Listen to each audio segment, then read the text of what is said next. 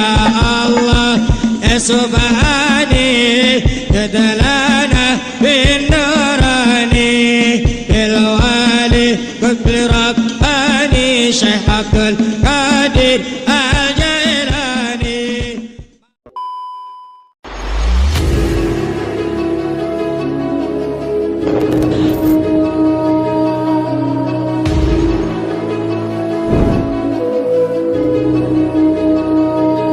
Assalamualaikum warahmatullahi wabarakatuh. Sahabat keramat wali, di pembahasan kali ini kita akan membahas tentang 15 karomah Abah Guru Sekumpul. Muhammad Jaini bin Abdul Ghani yang lebih akrab disapa Abah Guru Sekumpul lahir pada 11 Februari 1942 atau 27 Muharram 1361 Hijriah di Desa Dalam Pagar, Kecamatan Martapura Timur, Kabupaten Banjar. Beliau merupakan anak pertama dari Kiai Haji Abdul Ghani bin Haji Abdul Manap dan ibundanya Hajah Masilah binti Haji Mulya. Abah Guru Sekumpul merupakan ulama Banjar yang dikenal karismatik di Kalimantan, khususnya di Martapura, Banjarmasin. Banyak orang mengira Sekumpul adalah nama pondok pesantren, padahal tidak demikian.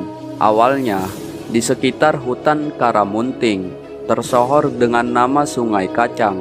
Namun ketika pengajian hijrah, Kiai Haji Muhammad Jaini bin Abdul Ghani memperkenalkan nama Sekumpul.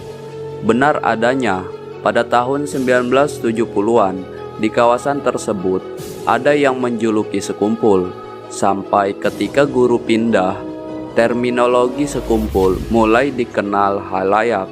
Nah, perubahan tersohornya nama tersebut menjadi awal sejarah sapaan ulama yang dikenal karismatik tersebut, Abah Guru Sekumpul. Berikut adalah 15 karomah Abah Guru Sekumpul. 1. Bioskop yang listriknya padam lalu besoknya ambruk. Suatu sore, ketika Guru Jaini masih berusia belasan tahun, datang temannya yang masih familinya. Temannya itu mengajak untuk jalan-jalan ke pasar. Guru Jaini muda tidak keberatan, asal tidak terlalu lama. Akhirnya mereka berdua berjalan menyusuri sepanjang pasar, dan tanpa sadar mereka sudah berada di depan sebuah bioskop. Temannya itu mencoba mengajak Guru Jaini untuk masuk ke dalam bioskop. Dengan berbagai alasan, Guru Jaini menolak halus ajakan itu. Namun sang teman tetap memaksa masuk sambil menarik tangan Guru Jaini muda. Dengan hati berat, Guru Jaini menuruti keinginan temannya itu. Akhirnya apa yang terjadi? Tanpa diduga sebelumnya, seketika seluruh aliran listrik di bioskop itu mati total dan pemutaran film pun berhenti. Bukan sekedar itu, keesokan harinya terbetik sebuah kabar bahwa bioskop itu ambruk. Sebuah tempat yang dimasuki oleh kekasih Allah atau aulia Allah akan berubah menjadi baik dan hilang kebatilan dari tempat itu. Dan sungguh besar sekali penjagaan Allah terhadap hamba-hamba yang dicintainya. 2. Angin yang berhembus kencang ketika Abah Guru dihukum sang ayah. Abah Guru sejak kecil dididik dengan sangat ketat oleh orang tuanya. Sang ayah, Guru Abdul Ghani, selalu mengawasi sang anak dengan sangat ketat. Sedang melakukan apapun, sang ayah selalu memperhatikan dengan seksama agar jangan sampai sang anak melakukan perbuatan yang melanggar aturan syariat. Sampai suatu hari, sang ayah mendengar kabar Abah Guru melakukan sebuah tindakan yang kurang berkenan di hati sang ayah. Ketika Abah Guru sampai di rumah, beliau diikat oleh sang ayah di tiang rumah. Lalu dupa dinyalakan di dekat wajah beliau, sehingga Abah Guru merasakan panas. Saat Abah Guru dihukum oleh sang ayah, alam menjadi ganjil. Angin berliung berhembus sangat kencang. Nenek beliau, Salbiah, yang dikenal sebagai seorang wali Majdub, memandang ada kaitan ganjilnya cuaca dengan dihukumnya Abah Guru. Beliau pun kemudian meminta hukuman itu disudahi saja. Dan benar, sang ayah menghentikan hukuman itu atas permintaan ibunya. Cuaca pun menjadi normal. Angin yang semula berhembus sangat kencang, tiba-tiba menjadi tenang. 3. Membuka kewalian seorang sayyid. Dikisahkan oleh Habib Hussein Al-Idrus dari Singa Mahakam, ada seorang sayyid yang setiap hari duduk-duduk di tempat perjudian, sampai suatu saat ajal datang menjemputnya. Orang-orang kampung tidak ada yang tahu siapa dia sebenarnya. Di saat wafatnya, hanya istri dan anaknya yang menghadapi jenazahnya. Tidak ada satu tetangga pun datang. Tidak ada satupun tetangga yang mau memandikan, mengkafani, mensolatkan jenazahnya. Sang istri menangis melihat keadaan suaminya. Dia pun berdoa, "Ya Allah, bagaimana dengan jenazah suamiku? Apakah aku buang ke sungai Mahakam ini atau aku biarkan sampai membusuk? Engkau yang maha luas rahmatmu, berilah petunjuk bagiku." Tiba-tiba masuk seorang tampan tinggi rupawan mengucapkan salam. "Assalamualaikum ya Syarifah." Tampak puluhan orang berjubah dan bersorban mengiringi di belakangnya. "Waalaikumsalam warahmatullah." Si Syarifah tersentak kaget bukan main. Yang datang adalah Al-Imam Asy-Syaikh Muhammad Jaini bin Abdul Ghani Sekumpul. Syarifah bertanya, "Kapan pian kesini guru? Kaltim dan Kalsel sangatlah jauh, apalagi kami di daerah Hulu Mahakam Kembang Jagut ini." Jawab guru Sekumpul, "Allah yang memudahkan." Tiba-tiba dari luar banyak orang kampung datang dan terperanjat seketika tahu yang datang guru Sekumpul. Maka mereka keheranan dan salah satu dari mereka berkata, "Wahai guru, ini adalah orang yang senang berjudi. Tiap hari duduk-duduk di tempat perjudian." Guru Sekumpul tersenyum dan berkata, "Apakah kamu melihat beliau sendiri main judi? Atau beliau cuma duduk-duduk saja di situ tanpa main judi?" Sang penduduk terdiam. Kata Abah Guru Sekumpul kemudian, "Beliau ini yang tiap hari kalian lihat di tempat perjudian adalah seorang zuriat Rasulullah SAW. Beliau ini yang jadi penyandang bala di kampung sini. Beliau ini yang setiap malam pada saat kalian tidur, beliau bangun dan sholat tahajud mendoakan kalian. Beliau juga yang rela setiap hari duduk di tempat perjudian, berzikir dan memohon ampunan untuk para penjudi agar mereka sadar. Tapi kalian tidak tahu, kalian cuma melihat dengan pandangan johir saja. Beliau tidak terkenal dalam pandangan masyarakat bumi, tapi sangat terkenal di langit." Maka para penduduk menjerit dan menangis. Yang biasa berjudi langsung sujud dan memohon ampun kepada Allah. Lalu jenazah beliau dimandikan, dikafani dan disolatkan hingga diantar ke pemakaman. Hujan pun turun dengan derasnya usai pemakaman tersebut. Janganlah kalian seperti itu. Walaupun dia berperilaku seperti itu, tapi sebenarnya dia tidak seperti itu. Berprasangka baiklah dengan makhluk Allah Subhanahu wa Ta'ala. Dan hati-hati kalau itu zuriat Sayyidil Wujud Sallallahu Alaihi Wasallam. Kalau tadi tetap dibiarkan seperti itu sampai Syarifah itu sakit hati, tenggelam nanti desa kalian ini. Murka Rasulullah Sallallahu Alaihi Wasallam, murka juga Allah Subhanahu Wa Ta'ala. Setelah itu Abah Guru Sekumpul beserta rombongan pamit pulang naik kapal. Tapi ada yang aneh. Kapal yang ditumpangi Abah Guru Sekumpul beserta rombongan itu tidak nampak lagi di Kalimantan Timur. Sepertinya itu kapal Alam Jabarut. 4. Harumnya baju melebihi harumnya kasturi. Karomah ini dikisahkan langsung oleh Umi Ella bahwa Abah Guru Jaini sering memakai kaos putih apabila tidur. Yang mana kaos putih itu bau harumnya Masya Allah, sangat harum melebihi minyak harum kasturi. Padahal di rumah itu tidak ada yang punya minyak harum seperti itu. Bahkan Abah Guru juga tidak memilikinya. "Aku cuci," kata Umi Ella. "Masih saja ada bau harumnya." Umi Ella bertanya, "Bau harum apa ini awet sekali, tidak mau hilang?" Dijawab Abah Guru, "Bagaimana bisa hilang baunya kalau kotanya ilmu datang terus?" Umi Ella paham kalau abah guru itu sering didatangi Rasulullah Shallallahu Alaihi Wasallam. 5. Membelah diri. Ada seorang murid yang termasuk dekat dengan abah guru sekumpul menceritakan ketika ia berkunjung ke rumah abah guru sekumpul. Saat itu, rupanya abah guru sekumpul sedang asik menceritakan sesuatu. Tanpa terasa, waktu sholat tiba dan si murid menunggu abah guru sekumpul untuk sholat bersama. Hingga abah guru sekumpul bilang, "Ayuha nang aimun nyawa, hendak sembahyang dahulu." Artinya, silahkan kamu bila mau sembahyang dulu. Si murid lalu masuk kamar. Ternyata, ia melihat abah guru sekumpul sedang sholat dalam posisi ruku. Merasa kurang pas kalau ia masuk kamar, lalu ia mencoba masuk ke kamar sebelahnya. Ternyata melihat abah guru sekumpul sedang membaca wirid. Lalu ia keluar kamar lagi, dan dilihatnya abah guru sekumpul masih berada di kamar tamu. Si murid yang penasaran lalu bertanya, "Yang manakah pian yang asli, bah?" Abah guru sekumpul sambil tersenyum menjawab, "Asli haja barataan nang ai, asli semuanya itu." 6. Mempertemukan Habib dengan Rasulullah Shallallahu Alaihi Wasallam. Di Tarim sana, Hadramaut, kota para habaib dan banyak melahirkan para kutub, ada seorang Habib sepuh yang bernama Habib Ahmad Assegaf radhiyallahu an yang mengarang qasidah Baina Katifaihi Alamah, sehingga di Martapura beliau terkenal dengan sebutan Habib Baina Katifai. Beliau ini seumuran dengan Habib Abdul Qadir Jeddah radhiyallahu an. Beliau ini mempunyai kelebihan.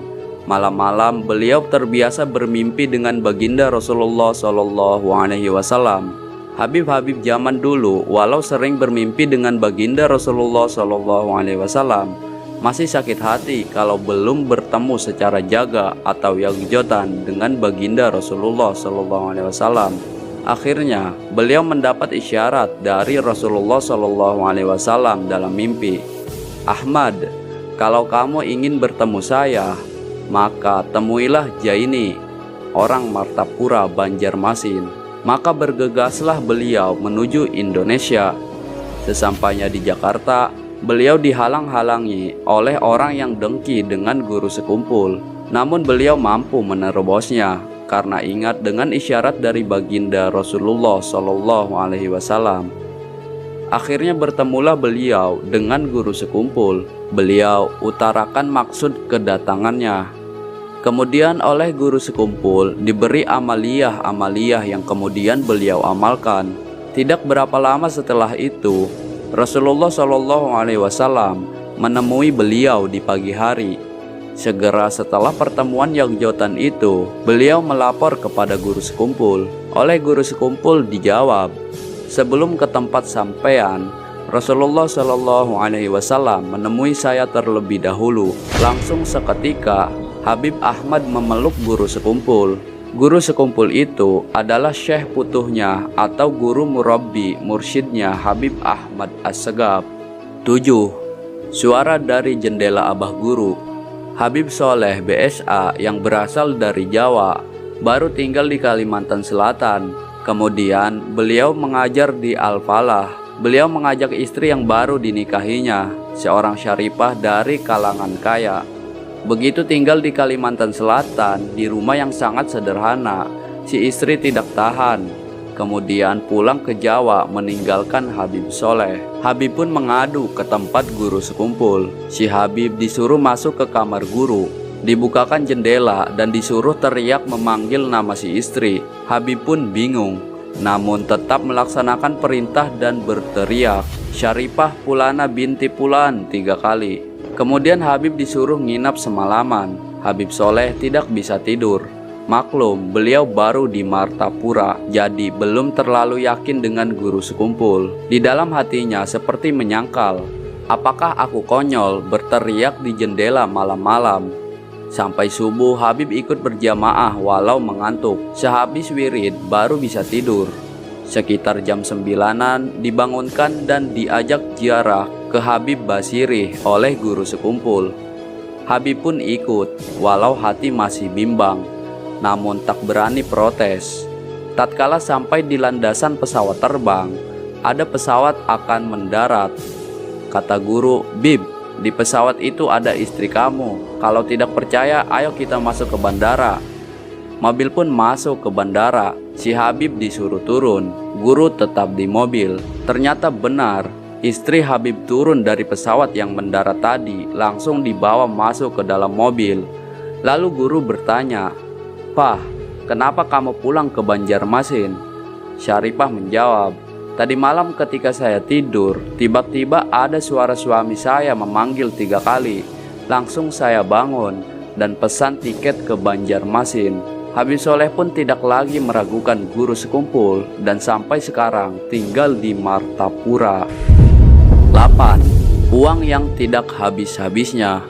Pada suatu hari, datang rombongan para habaib dari berbagai daerah ke Kalimantan Selatan, tepatnya ke kediaman Kiai Haji Muhammad Jaini bin Abdul Ghani Al-Banjari atau Abah Guru Sekumpul. Sudah tradisi beliau untuk memuliakan tamu-tamu. Abah Guru apabila menerima tamu dari luar daerah, apalagi para habaib, maka Abah Guru Sekumpul akan meminta tamu tersebut untuk menginap beberapa hari di kediaman beliau. Beliau sendiri yang turun tangan untuk melayani para tamu tersebut.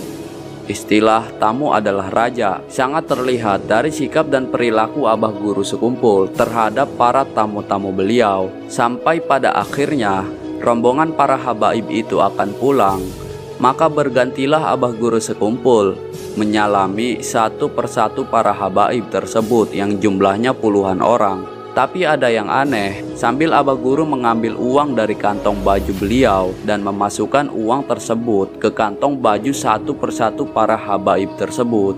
Al-Habib Muhsin bin Al-Habib Agil bin Syahab yang berdiri dekat Abah Guru Sekumpul saat itu sangat mengetahui bahwa di kantong baju Abah Guru tidak ada apa-apa. Kantong baju beliau kosong dan tidak terlihat mengembung oleh jumlah uang yang banyak. Sampai selesai, semua para habaib itu disalami oleh Abah Guru Sekumpul yang jumlahnya puluhan tersebut. Terus-terusan Abah Guru juga mengambil uang dari kantong baju beliau yang seperti tidak ada habisnya untuk beliau berikan kepada satu persatu dari mereka. Tidak terasa, selesai Abah Guru menyalami dan memberikan uang tersebut kepada seluruh habaib yang jumlahnya puluhan orang itu, lalu mendekat Habib Muhsin muda kepada Abah Guru. Berkata Abah Guru Sekumpul kepada Al-Habib Muhsin, "Behehinip aja nyawa Muhsin ae, nggak usah terkejut, diam saja kalau engkau tahu." 9. Kopiah pemberian Abah Guru. Salah seorang jamaah Abah Guru berkisah, "Di kampung saya dahulu ada sopir taksi yang dicarter seorang habaib ke rumah Abah Guru Sekumpul. Sopir ini berkisah ramah tamah luar biasa Abah Guru itu terhadap tamu. Sopir ini mengaku kalau jarang sholat. Pas berkata seperti itu, diberi Abah Guru Sekumpul kopiah. Sopir itu berkata, mulai memakai kopiah itu rasanya terbuka hati ini untuk sembahyang dan tidak mau lagi meninggalkan sholat. Berkah kopiah pemberian Abah Guru Sekumpul merubah diri seseorang menjadi lebih baik. 10. Buah rambutan yang seketika ada di tangan. Ketika beliau masih tinggal di kampung Keraton, biasanya setelah selesai pembacaan maulid, beliau duduk-duduk dengan beberapa orang yang masih belum pulang sambil bercerita tentang orang-orang tua dulu yang isi ceritanya itu untuk dapat diambil pelajaran dalam meningkatkan amaliyah. Tiba-tiba beliau bercerita tentang buah rambutan, padahal pada waktu itu masih belum musimnya. Dengan tidak disadari dan diketahui oleh yang hadir, beliau mengacungkan tangannya ke belakang. Dan ternyata di tangan beliau terdapat sebuah buah rambutan yang masak. Maka heranlah semua yang hadir melihat kejadian akan hal tersebut, dan rambutan itu pun langsung beliau makan. 11.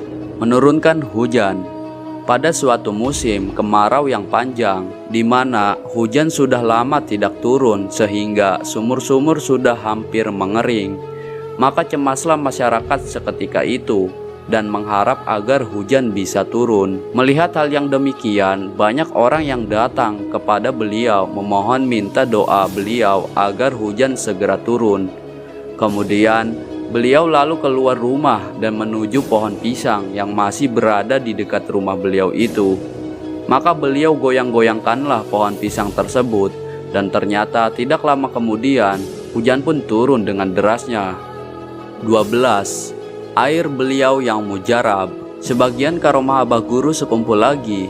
Ada orang yang tertelan gigi palsu, kemudian datang ke rumah Abah Guru meminta air. Waktu itu beliau sedang tidur. Kemudian air itu ditiupkan oleh guru sekumpul. Lalu air tersebut diambil oleh orang itu. Kemudian diminumlah air itu. Setelah diminumnya, ternyata keluarlah gigi palsu yang tertelan itu. 13. Suara Abah Guru sekumpul terdengar sampai ke atas langit. Ketika Habib Anis mau ke sekumpul naik pesawat, di tengah-tengah penerbangan Habib Anis berkata, suara deru pesawat telah berhenti, dan ini dengarlah, suara Guru Jaini sedang membaca maulid terdengar sampai ke atas langit. Semua rombongan mendengarnya dengan jelas maulid yang dibacakan oleh Abah Guru sekumpul. 14. Melunasi hutang tanpa diberitahu. Suatu hari Habib Maksum dari Pasuruan bertamu ke rumah Abah Guru sekumpul. Di perjalanan itu ia berkata, jika Guru Jaini itu betul-betul wali Allah, maka hutangku 21 juta rupiah lunas. Sampai di kediaman Abah Guru, ia pun disambut dengan ramah lalu dipersilahkan duduk. Ketika sedang bercakap-cakap beberapa saat, tiba-tiba datang seseorang menyerahkan cek kepada Abah Guru. Abah Guru memberikan cek tersebut begitu saja kepada Habib Maksum, padahal Abah Guru belum sempat melihat jumlah yang tertera di kertas itu. Kata Abah Guru untuk melunasi hutang. Lalu Habib melihat jumlah yang tertera di cek itu. Astagfirullah, ia pun terkejut. Jumlahnya 21 juta, persis jumlah hutang yang dia miliki. Padahal Habib belum mengatakan apa-apa pada Abah Guru tentang hutangnya itu. Di sini kita melihat karomah beliau sekaligus kemurahan hati beliau dan bersihnya hati beliau dari cinta dunia. 15. Rasulullah menyerupai beliau. Karomah Abah Guru sekumpul yang paling besar dan mulia adalah ketika beliau sedang sakit parah yang mengakibatkan beliau tidak bisa apa-apa, dan saat hari itu pengajian beliau yang setelah asar. Semua tahu Abah Guru tergeletak di kamar dan tidak bisa apa-apa karena menyandang bala. Tapi tiba-tiba datanglah beliau ke majelis dengan keadaan segar dan bugar seperti orang yang sehat. Beliau mengimami sholat asar lalu mengisi pengajian sampai selesai. Orang-orang mengira Abah Guru telah sehat. Namun setelah pengajian terbukalah semuanya ketika salah seorang habaib dari Hadramaut berkata, beruntung murid-murid Syekh Jaini telah dipimpin langsung oleh Rasulullah SAW yang datang dan menyerupai Syekh Jaini atau Abah Guru sekumpul. Subhanallah. Nah, begitulah 15 karomah Abah Guru sekumpul. Sekian dari kami. Wassalamualaikum warahmatullahi wabarakatuh.